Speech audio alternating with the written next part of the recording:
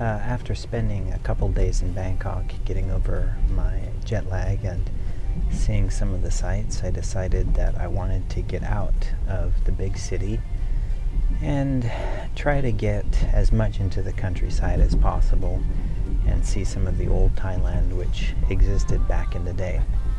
So I decided to go up into the very far east to a city which is very close to the Laotian border. You have a few options in transportation. You can either take a plane, which is about an hour's flight, if that, or you can take a bus, or you can take a train. I decided to take the train.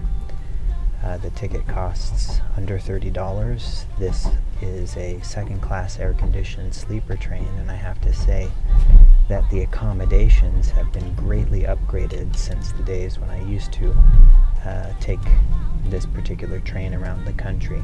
Still the same basic offering. You have a lower berth and an upper berth, but when you consider that a one-way Amtrak from Los Angeles to San Diego is about the same price, you're getting quite a good offering for your money.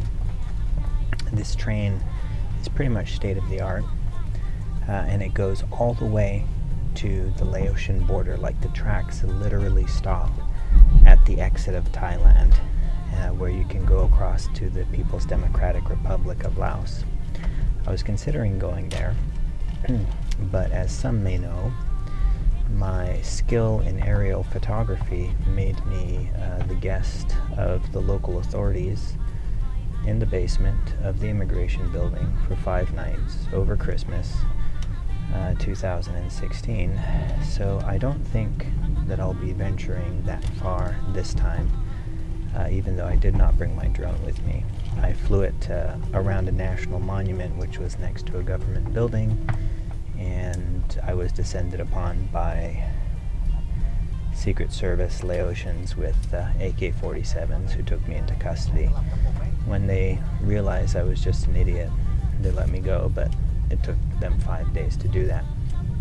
So this is a very convenient way to travel. It's great, it's inexpensive, it's safe.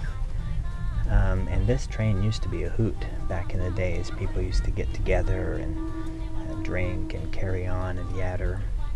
But as per the usual situation, some apostle of douche nozzlery probably took it a little too far and put the kibosh on everyone. So now there's no drinking allowed on the train. There's still good food.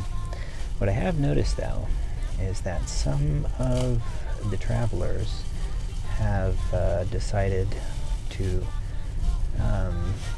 still carry on their imbibing of libations through some stealth methods of operation, by pulling the curtains or just sort of bringing their own supplies with them and mixing them with sodas in nondescript sort of containers. Not that I would ever consider doing anything like that. Great soda.